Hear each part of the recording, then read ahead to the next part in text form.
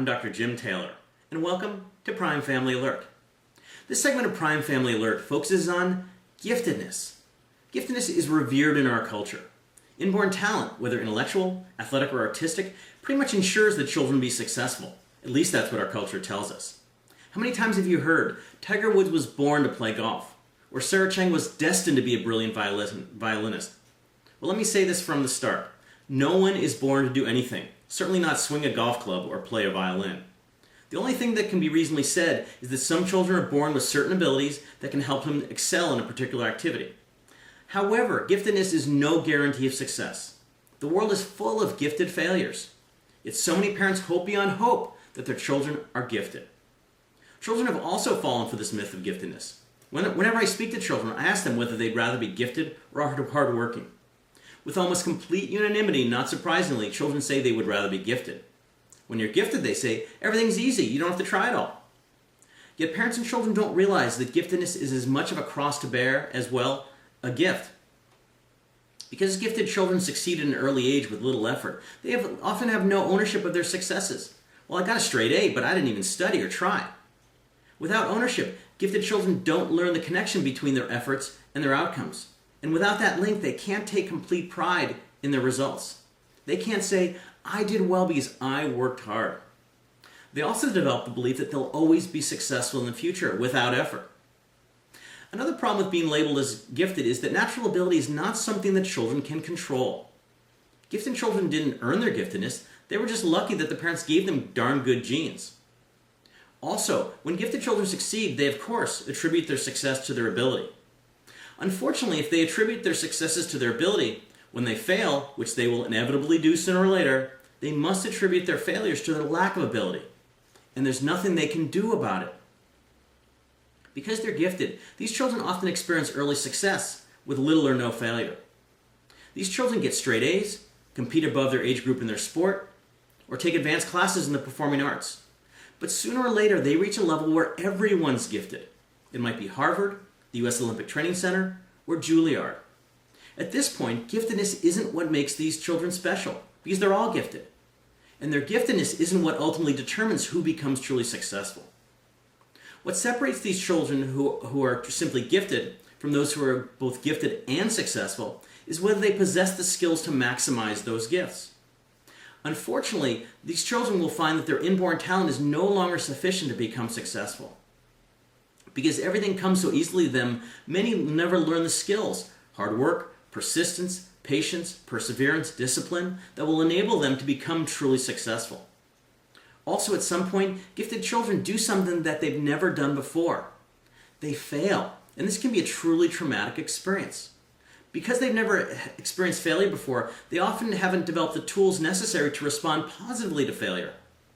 And in fact, it's common for gifted children to either quit or to underachieve when they first face failure.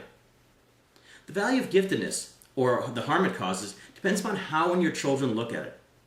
If you buy into culture's view of giftedness, then yes, I believe that giftedness will be as much of a burden as a boon. At the same time, giftedness can be a wonderful opportunity for children to accomplish great things. Here's what I recommend you do. If you think your children may be gifted, have them tested by impartial experts. Parents are notoriously poor judges of their children's capabilities. If your children are gifted, don't tell them. There's no point. Labeling your children as gifted places unnecessary pressure on them. And whether gifted or not, there's nothing they can do about it anyway. If they find out they're gifted, tell them that they're fortunate to have this talent, but it's only a starting point. Whether it is ever truly realized is entirely up to them. Instead of emphasizing your children's giftedness, you are so smart. You should talk to them about the attitudes and skills, which are under their control, that they will need to fully realize their talents. You worked really hard on that project. Gifted children will only achieve true success if they enjoy the area of their natural talent, choose to pursue that talent, to develop the necessary skills to maximize their gifts, and to make every effort to fully realize their abilities. If your children aren't gifted, that's fine too, because they may have talents that they haven't yet discovered. And if they learn the right skills, they can still be very, very successful. Another word that's closely linked to giftedness is potential. I regularly hear parents, teachers, and coaches saying, she has unlimited potential. The sky's the limit.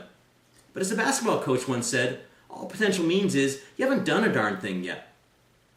When children are labeled as having potential, they're being told that they have something that they may not in fact have, and are being saddled with an expectation that they might not be able to fulfill. Saying children have potential is saying that we can predict who will become successful with great certainty. Yet we're lousy at predicting who becomes successful in school, sports, the performing arts, and other achievement activities. Think of all the can't-miss kids who missed. For example, the National Football League spends millions of dollars each year trying to identify which college players will become superstars. Yet these efforts often go for naught. Jamarcus Russell, for example, was considered a sure thing as the #1 pick in the 2007 draft by the Oakland Raiders. And yet he was a flop from the start and is now out of professional football. I recommend that you erase the word potential from your vocabulary as well. Instead, I use the phrase fully realize their ability.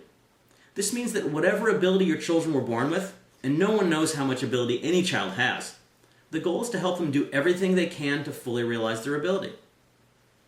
Contrary to what many parents think also, giftedness is actually overrated as a contributor to success. Dr. Anders Ericsson, a professor at Florida State University, has studied expert performance in sports, music, mathematics, and other activities for over 35 years.